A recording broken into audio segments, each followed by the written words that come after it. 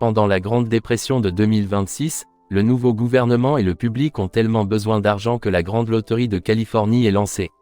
Si quelqu'un tue le gagnant avant le coucher du soleil, il peut légalement remporter son jackpot, la seule règle est de ne pas utiliser de balles. À Los Angeles, en 2030, Sean vient de gagner à la loterie. Alors maintenant il fuit une foule immense qui veut le tuer. Sean n'hésite pas à les combattre tous, rapidement en les faisant tomber avant de s'échapper en sautant par-dessus une clôture. Ensuite, Sean entre par effraction dans une maison par la fenêtre et trouve une grand-mère.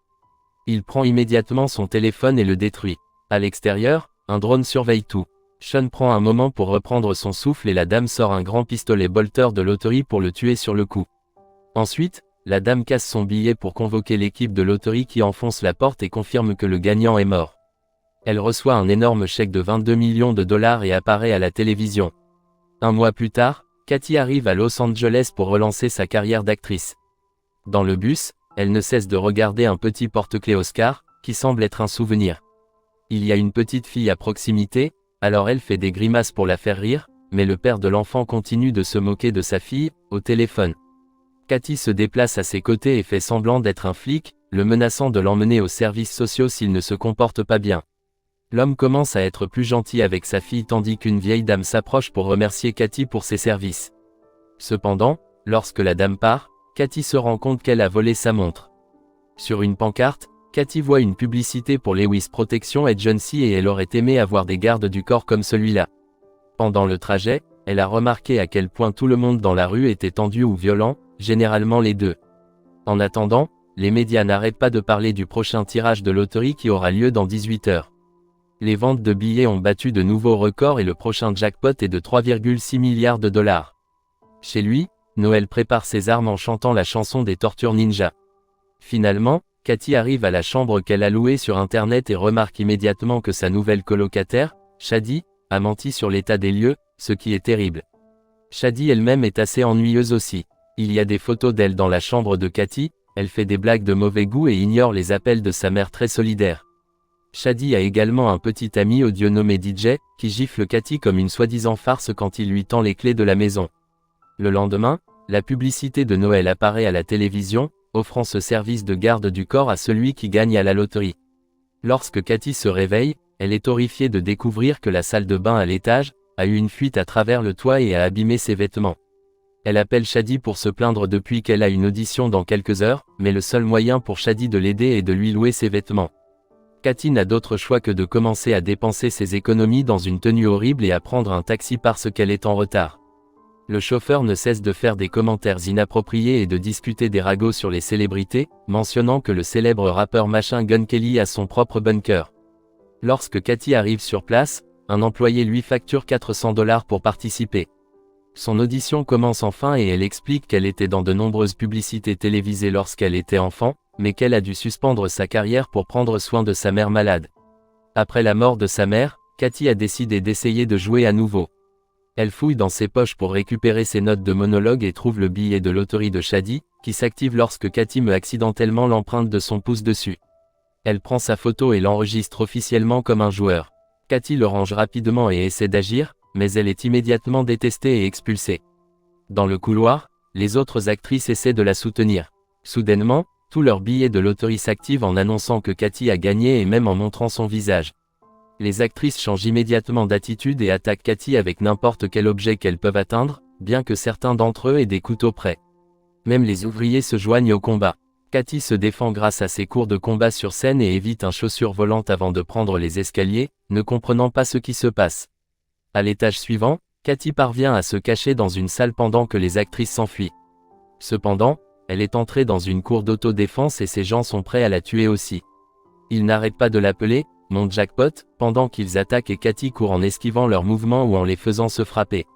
Elle essaie de demander ce qui se passe mais ils ignorent tout ce qu'elle a à dire. Pendant que certaines personnes se battent, Katie est frappée et attrapée par les chevilles. Le gars la fait tourner et la jette à travers un mur, la faisant atterrir dans une cour de yoga avec plus de gens prêts à tuer. Les gars d'autodéfense traversent également et le chaos envahit la pièce où le sang commence à couler. Lorsqu'un homme attrape Katie par le cou, Noël fait soudainement irruption dans le plafond et la sauve en jetant le gars contre le mur. Puis, Noël annonce que Katie bénéficie de 5 sauvegardes gratuites, mais que sa protection coûte 10% du prix. Alors qu'il compte toutes les personnes qu'il continue de faire tomber et atteint la fin des cadeaux, Katy n'a d'autre choix que de signer son contrat. Maintenant, il commence à se battre contre les gens pour de vrai, même en utilisant Katy comme une arme pour les expulser. Il l'attache également à son dos pour la garder en sécurité et utilise une ceinture comme fouet pour attaquer de loin. Une fois que tous les adversaires sont à terre, Katy se libère et prend le pistolet à fléchette paralysante de Noël. Après l'avoir facilement repris, Noël s'assure de mettre les corps inconscients dans la bonne position pour qu'ils ne s'étouffent pas avec leur langue. Il explique que le drone de loterie qui est déjà à l'extérieur affiche l'emplacement du gagnant toutes les 14 minutes, ils doivent donc y aller. Lorsqu'ils sortent du bâtiment en courant, Noël souligne que les règles ne permettent pas aux autres joueurs de s'entretuer. Les gens du food truck lui lancent un couteau et Noël l'aide à l'esquiver avant de monter dans sa voiture pour s'échapper. Alors que le duo traverse la ville, les gens à proximité reçoivent une alerte de son emplacement et se préparent à rejoindre le combat.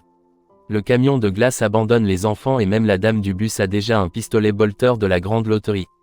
De retour à Noël, il finit d'expliquer à Katy comment fonctionne la loterie et est surpris qu'elle ne le sache pas. Katy souligne qu'elle et sa mère ne regarderaient que des films et des émissions de pâtisserie, mais jamais les informations parce qu'elles étaient déprimantes. Bientôt, la voiture est poursuivie par des gens à vélo et en VTT, alors Noël sort des casques pour eux deux avant d'accélérer. Une bombe Molotov est projetée sur le dessus de la voiture et le toit prend feu. Mais Noël continue de conduire et entre dans un vieil entrepôt alors que le vent éteint les flammes. Soudainement, il fait demi-tour et un motard s'écrase contre elle, mais il doit ensuite continuer à traverser l'entrepôt pour éviter les autres motards qui déclenchent un nouveau feu.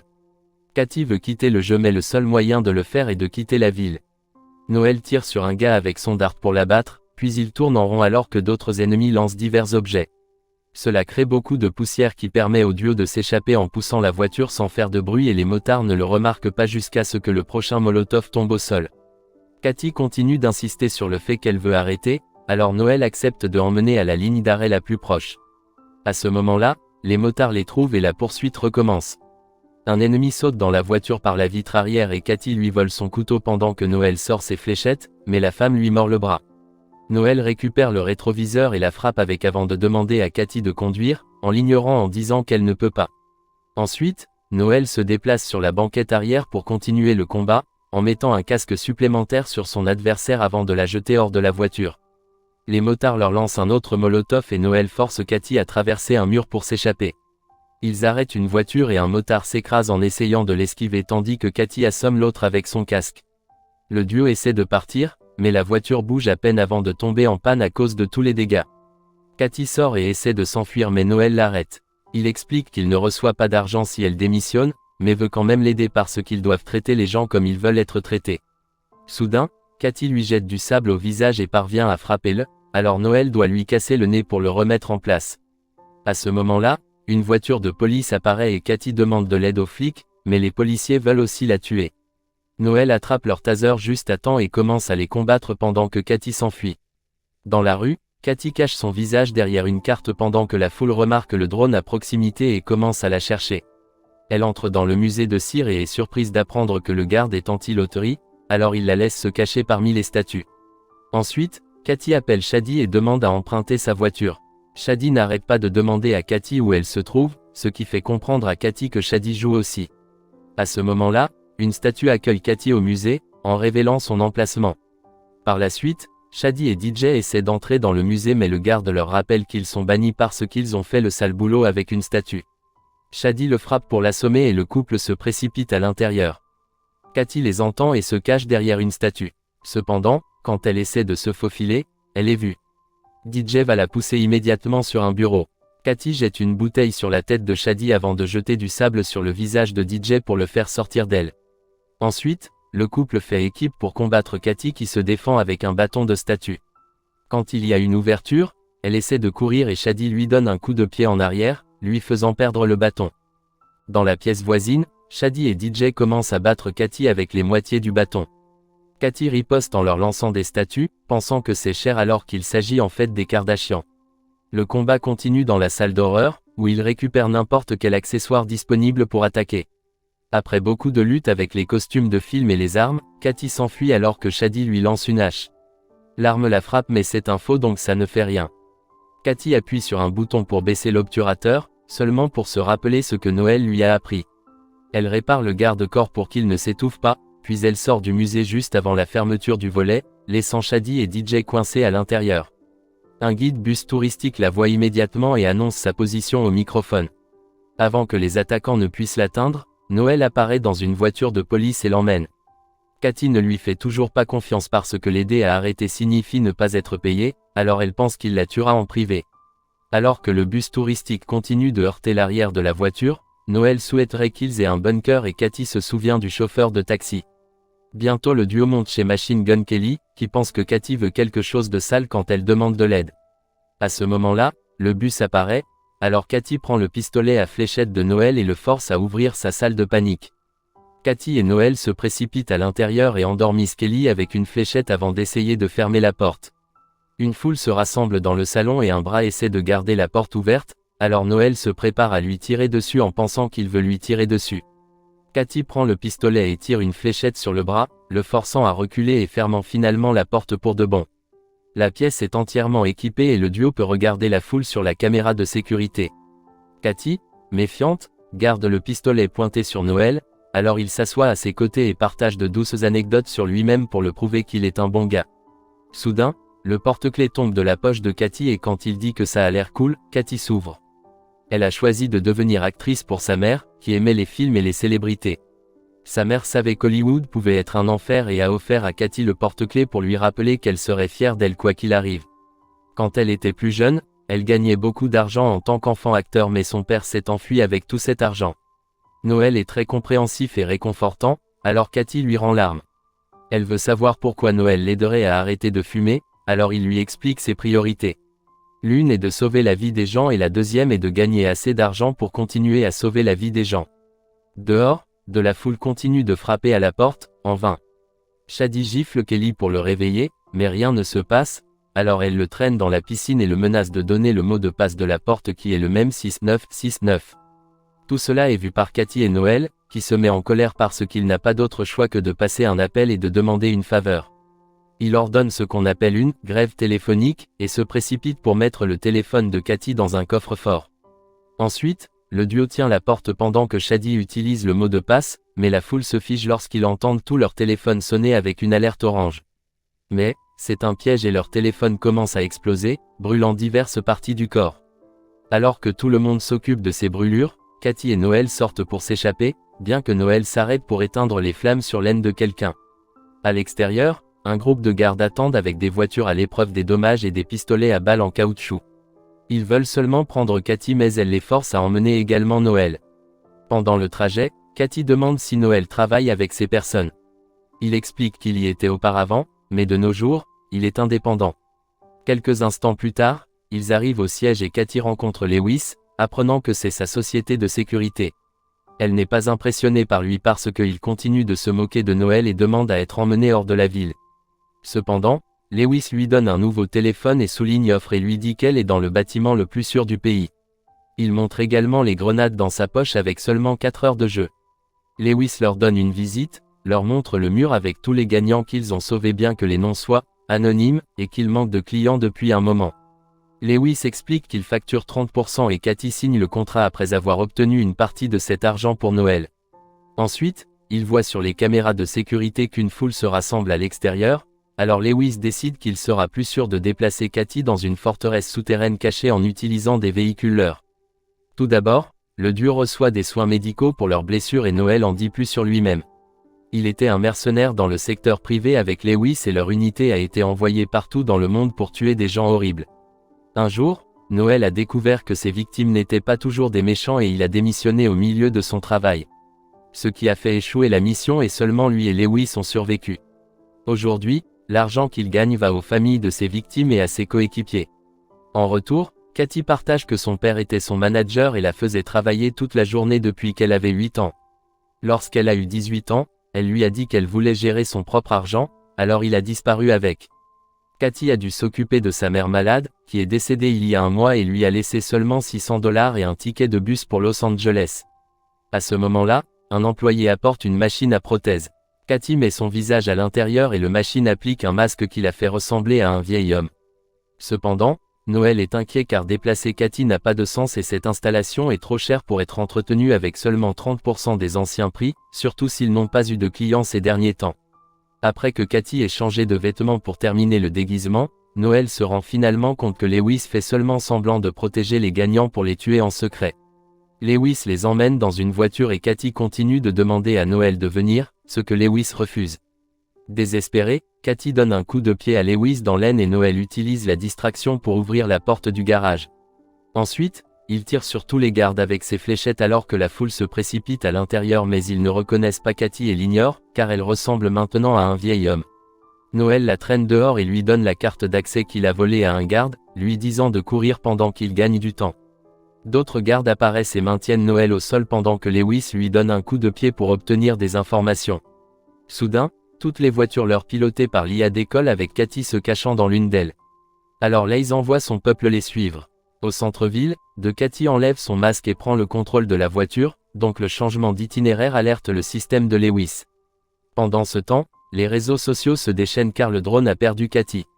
Donc si elle ne fait aucune erreur, elle sera à l'abri des poursuivants jusqu'à la fin. Cela lui permet de gagner des fans qui la voient comme une héroïne. Quelques instants plus tard, Cathy est sur le point de quitter la ville mais reçoit un appel de Lewis qui lui dit de se retourner ou il tuera Noël. En fait, il continue de le poignarder mais Noël dit à Cathy de se sauver. Après quelques hésitations, Cathy fait demi-tour et accepte de se rencontrer. Pendant ce temps, Lewis emmène Noël dans un vieux théâtre et révèle que pendant leurs années de mercenaire, il a toujours su qu'il tuait des civils.